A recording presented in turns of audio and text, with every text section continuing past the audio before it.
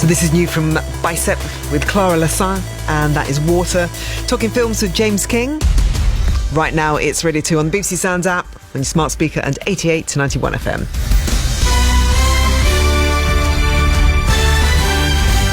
BBC News at 8 o'clock. This is Harvey Cook. The Chancellor, Kwasi Kwarteng, has insisted the government is relentlessly focused on economic growth as he defended his tax-cutting plans. The Bank of England has again stepped in to buy up government debt amid fears of a sell-off following the mini-budget last month.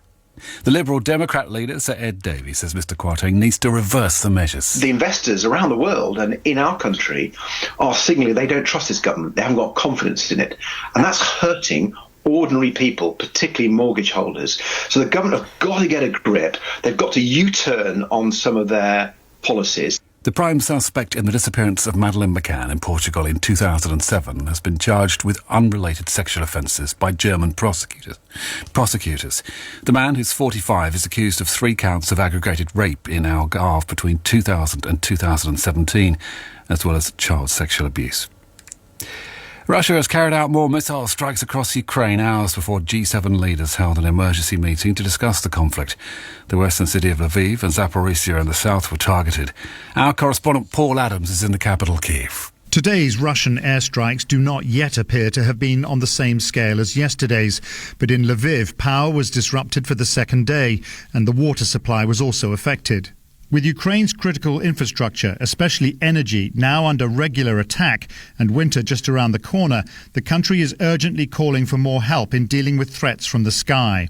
Recent Russian attacks have come in various forms, from high-tech cruise missiles to less sophisticated but still dangerous Iranian-made drones. The Justice Secretary Brandon Lewis has confirmed that transgender prisoners with male genitalia will not normally be held in general women's prisons. The change of policy also applies to transgender women who've been convicted of sex offences. Mr Lewis says exemptions will be considered on a case-by-case basis. Our Home Affairs correspondent Daniel Sanford says there will likely be a mixed reaction to the change.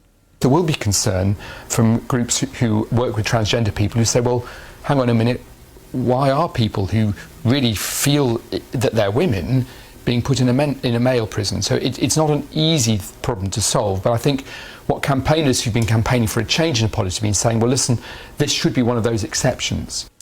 Buckingham Palace has announced that the coronation of King Charles will take place at Westminster Abbey on Saturday, the 6th of May. It will see the King crowned alongside the Queen Consort Camilla.